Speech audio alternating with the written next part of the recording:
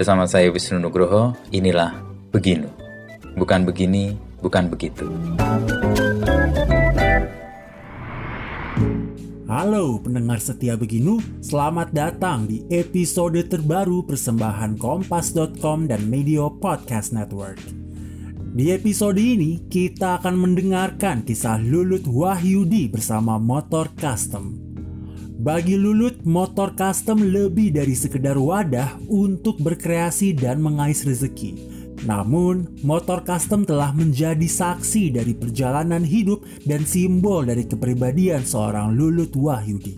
Bersama Wisnu Nugroho, mari telusuri perjalanan hidup Lulut Wahyudi bersama motor custom di episode bagian ke-1 ini. Ingin belajar soal isu kesehatan mental? Sering merasa sendirian dan sulit dimengerti lingkungan sekitar soal perasaan kamu? Tenang, kamu nggak sendiri kok. Dengerin podcast Anyaman Jiwa yang ngebahas seputar kesehatan mental dari lingkup pekerjaan, percintaan, hingga sosial. Persembahan Medio by KG Media dan Sonora FM di Spotify.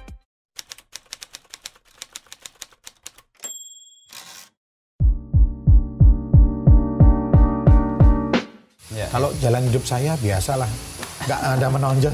Sekolah banyak bolos, nakal, nyaris dikeluarkan, nggak seru lah. Tapi itu. Tapi awal mula Mas Lulut kemudian menggeluti ini dan, ini jalan yang harus gue hidupi. SMA di serius. Udah gini. Hanya anak-anak seangkatan saya. SMA itu saya udah pakai CB 200, saya potong-potong gara-gara pulang dari nonton film Stone Cold di XX1 sini yang kemarin kebakar. Oh, oke. Itu. Jalan Solo itu. Habis itu saya, keren ya. Chopper gitu ya. Langsung kau mbak pikiran. Cari CB 200 kita potong-potong bikin gitu. Habis nonton film Stone Cold tuh, bintangnya Brian Bosworth. Masih inget banget. Nempel banget. Nempel banget itu. Terus ada serial Renegade tuh keren ya kayaknya naik motor. Anak gitu. 90-an banget. Iya. Renegade kalau yang nggak ada yang tahu tuh serial hari apa dulu ya di RCTI ya? Iya. Nah ini memori masa kecil itu yang kemudian waktu kita lulus saya kerja apa ya? Ya udahlah kerja bengkel aja, bikin bengkel custom.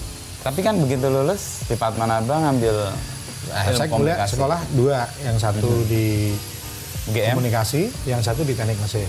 Teknik mesin Akrin tapi DO. Okay. Karena di komunikasi lebih hijau. Saya banyak ketemu cewek nih kayaknya. Dan selesai. Ya, selesai. Passion saya ternyata malah di situ. Oke. Akhirnya kita ya, namanya custom kan learning by doing. Malah bener nggak selesai kuliahnya, karena kuliahnya sepanjang hidup akhirnya. Iya. Challenging-nya jadi lebih kerasa gitu. Tapi memang gemari ini karena bawaan dari kecil tadi, terus nonton film waktu SMA, lalu setelah lulus lalu ngurusin bengkel ini kan. Sebentar, ini udah belum ini? Udah salah. Ngobrolnya lanjut. Udah lah, balik aja. Balik. Gak apa kita ulang lagi nanti. Awalnya gimana kok sampai kemudian kan orang tua pasti punya ekspektasi. Anaknya lulus kuliah. Saya masih ingat dulu saya itu kuliah kan harus magang dulu kan, untuk dapat data-data gitu. Orang tua udah seneng banget. Magangnya saya ingat banget di kantor pos Bandung. Oke. Terus udah harapannya ya selesai itu kerja seperti itulah. Ternyata enggak. Balik lagi selesai kuliah saya putuskan bahwa saya buka bengkel. Orang tua shock kan. Pasti dong. Wah bengkel gimana, nggak bengkel masa depannya apa gitu. Apalagi dulu lebih banyak nongkrong ya. Ya image-nya anak motor kan kurang terlalu bagus lah zaman-zaman itu. Anaknya nongkrong lah inilah. Akhirnya ya mulai dari bengkel sini kecil. Ini dulu masih persis di tempat ini? Iya di sini. Okay. Tapi agak mundur. Jadi ini agak mundur, ini halamannya masih lebih luas. Agak mundur. Terus satu untuk garasi mobil, sebelahnya motor. Jadi sebelahan sama garasi mobil dulu. Sebelahnya bengkel kecil dan orang yang kemudian saya rekrut awal juga masih kerja di sini juga. Jalan seru. Bareng. Iya, masih kita ngerintis bareng. Belum punya nama tahun 2001 awal-awal mau start 2002 mulai kita proses import masukin barang, masih belum pakai nama waktu itu. Sampai kita ada masalah di bea cukai dan harus ngurus perizinan yang panjang itu. Oke. Nah, mulailah kita bikin company. Nah, kalau bikin CV kan harus 2 nih. Adik saya si Yayat itu Gabung. masuk gabung. Nah, gabung sama dia bareng-bareng lah. Ngendel Perusahaan ini lah. ya. Terus 2002 ya pasang surut. Akhirnya kita bilang kalau kita hanya maintenance ya begitu-begitu aja. Harus Maintenance create. ya maintenance ya gitu. Terus passion saya kan dari SMA kan Bangun. custom, ya bangun custom. Tak balikin lagi konsepnya, udah fokus di custom. Waktu itu karena yang kita pegang Harley Davidson ya, kita fokus di Harley Davidson sama motor-motor Inggris. Perjalanan sampai akhirnya banyak dipercaya para penggemar dan kolektor yang pengen punya karya custom dari Bali, dari Kalimantan, dari Jakarta. Bahkan dulu customer kita banyak kan luar kota. Oh, bukan di Jogja malah. Jogja waktu itu juga komunitas dan orang yang senang Harley kan masih Sedikit. ya nggak banyak. Kita fokus di situ. Setiap acara kita riding, jadi promo kita riding ke acara. Orang tahu kan kualitasnya karena Dipakai iya jalan. dipakai terus mereka kenal di acara. Habis itu ke Jogja ngelihat tempatnya, mereka mungkin juga ngecek yang jangan tempatnya nggak ada gitu. Oh ternyata ada tempatnya, saya juga bilang ini tempat kita, jadi kami nggak akan kemana-mana. Oke. Mulai dikirim Karena ke trust sini. itu penting Ya, banget di betul. bisnis ini ya. Orang kadang ngelihat karya tapi bener nggak ya? Bisa Buatan dipercaya dia. nggak? Gitu. Proses ini kita bangun dari nol, tumbuh. Akhirnya 2007 kita dapat customer yang pengen bangun performance custom. Jadi custom dari nol. Dari frame, ya. dari Dibuat. semuanya lah. Masukin mesin, masukin ini. Jadi bukan motor yang kemudian dirubah bentuk. Ini enggak mesin sendiri. Sendiri. Kita Frame pesan bikin mesin, sendiri. mesin, transmisi, part-part semua dari katalog. Dari katalog kemudian part itu kita jadiin satu di sini. Frame-nya kita konsep sendiri, body kita bikin sendiri. Nah, motor itu akhirnya jadi tonggak kita. Itu motornya Erwan Ardiansah, pembalap motocross itu. Dan motor itu setelah selesai memenangkan banyak lomba-lomba custom lokal ya. 2007 tuh. 2005 kita start. 2007 kita bawa motor custom 1 yang namanya X-Quake ke Malaysia. Oke. Ya. Waktu itu dapat second runner up di Kuala Lumpur. Pesertanya ada dari Indonesia, dari Malaysia, dari Thailand, Singapura, Oke. dan dari Jepang. Oh, Jepang ya. Ya, Asia Tenggara lah Jepang dan cukup Jepang. banyak lah ya. Juara pertama dari Jepang, first runner up dari Thailand, yang Second runner up. second runner up Mas motor Ulul. saya. Nah itu mulai kita confident. Ternyata kita bisa kok, kita mampu kok. Nah, menang itu kita dapat undangan di acara di Jepang, di acara Cool Breaker 2009 kayaknya. 2009 atau 2010 lupa saya. 2 tahun setelahnya kira-kira. Ya. Nah, terus kita bawa motornya motor temanya sangat tradisional, motor sporter. Waktu itu hanya kita ambil mesinnya, frame bikin, body bikin, dan yang menarik adalah paintingnya itu corak batik. Sama full ukiran, mesinnya kita Oh, di ukirin, ya. semua metalnya itu. Iya. Dan itu dapat apa? Saya waktu itu hanya mengirim aja, tapi ada apa itu? Apresiasi ya. Apresiasi yang kita dapat. Bonus lah apresiasinya. Terus berikutnya undangan-undangan dari luar masuk. Mulai bermunculan. Iya.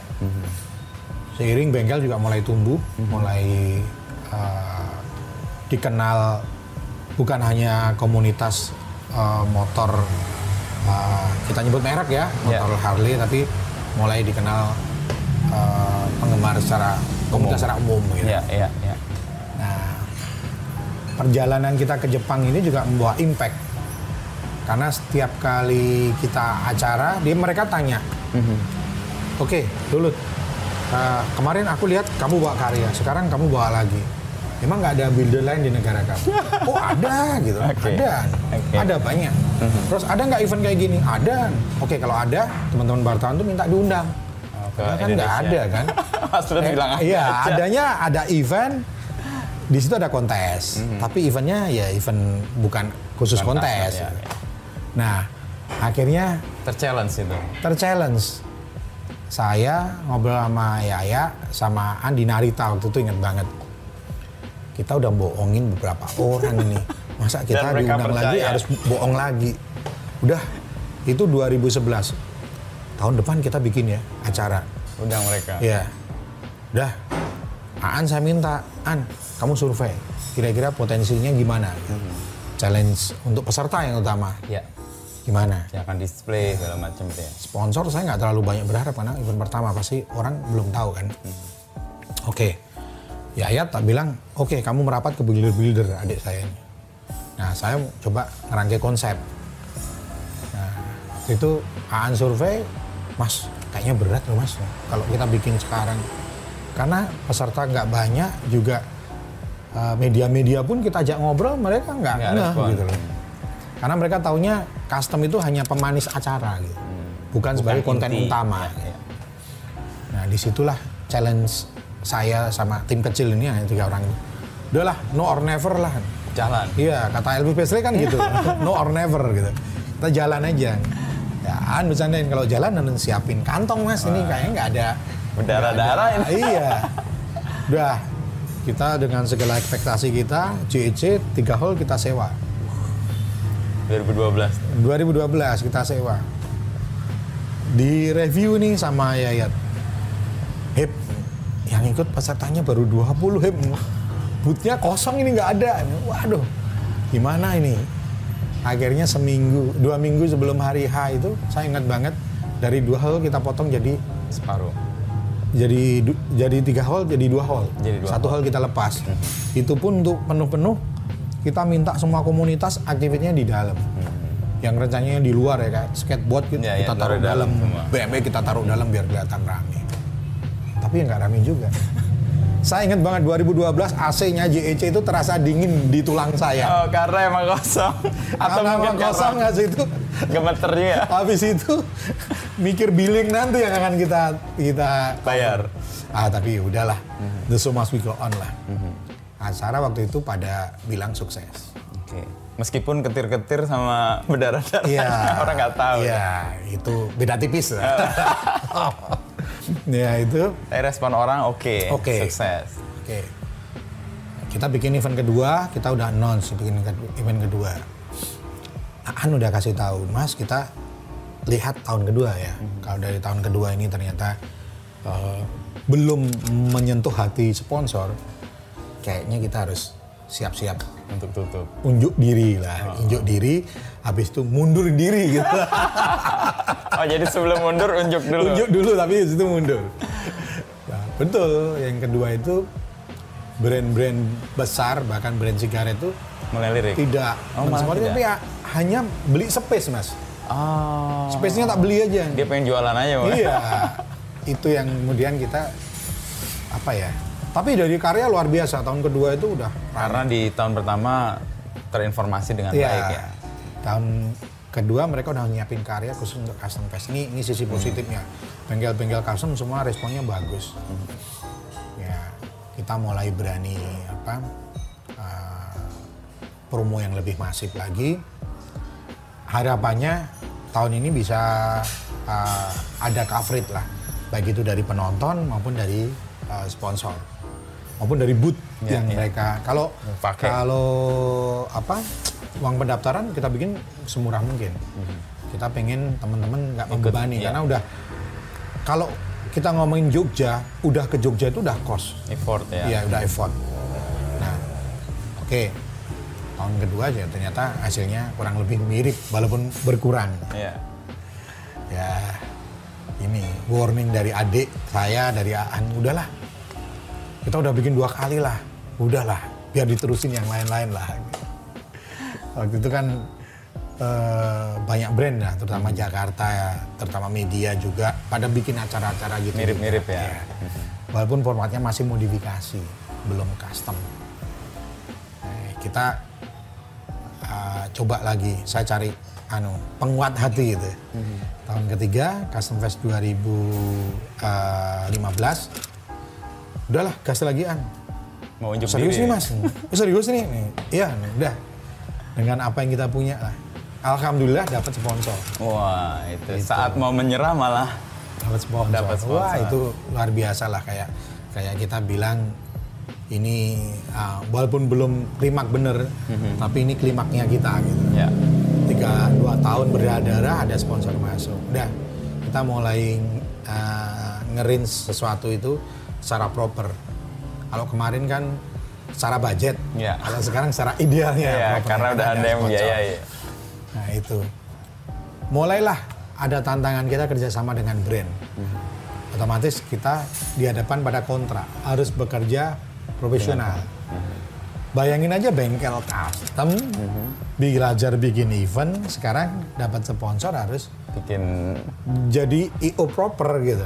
Ya itulah proses evolusi yang kita lakukan.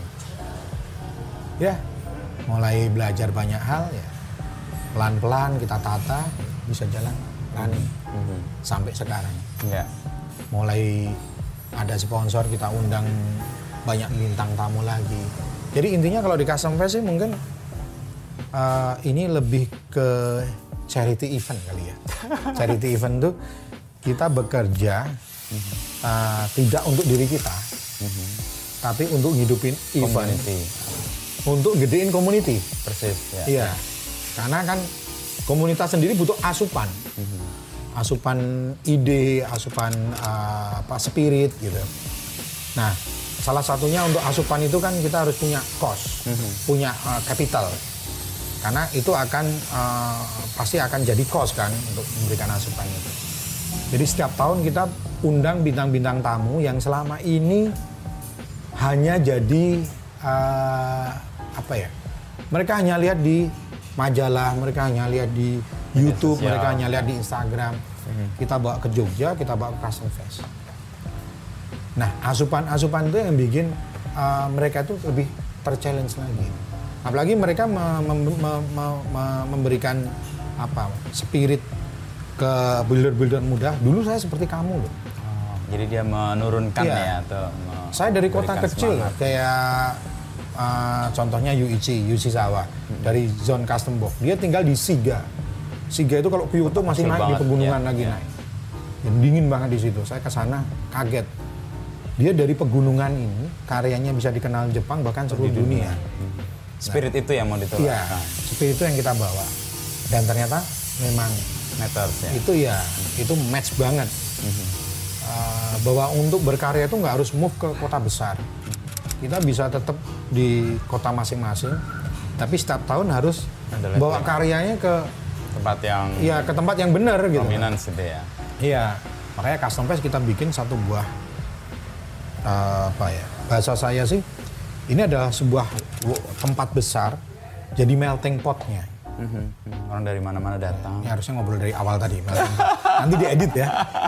Jadi Custom Fest itu sebuah melting pot. Jadi kalau kita ngomongin Custom Fest, mungkin orang akan lihat ini sebenarnya kalau begitu masuk itu ini event apa tuh?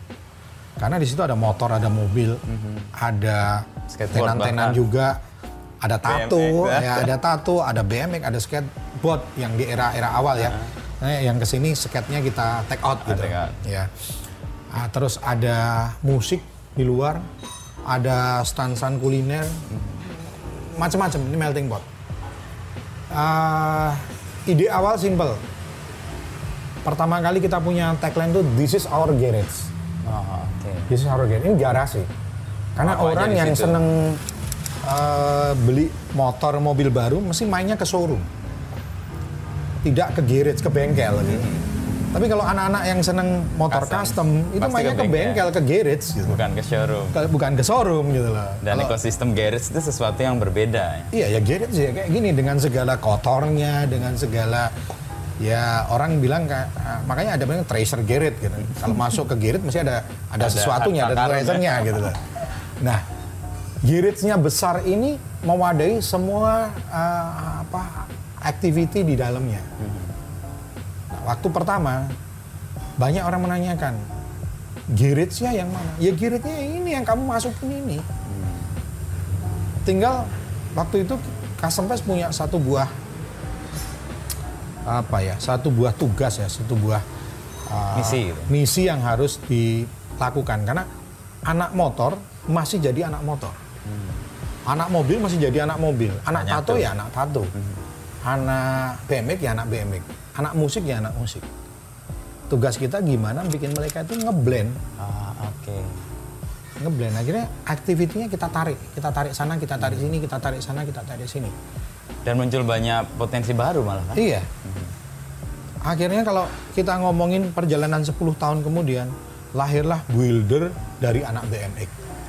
Lahirlah builder motor custom dari anak hot rod.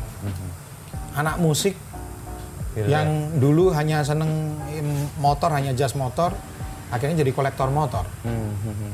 Akhirnya jadi malah jadi biker yang kita kadang rasa malu lebih keren mereka gitu loh. Ini jadi melting pot besar gitu. Yang anak mobil yang kemudian suka motor. Iya, suka motor. Kemana-mana mobil pickupnya dinaikin motor ya. Saya juga heran kan, kamu naik motornya kapan ini? Gitu. Enggak, pokoknya ini asik lah gitu. Ini melting pot itu yang melting pot itu yang sekarang ini udah terwujud ya. Terima kasih telah mendengarkan podcast Beginu. Nantikan obrolan Wisnu Nugroho bersama narasumber inspiratif lainnya.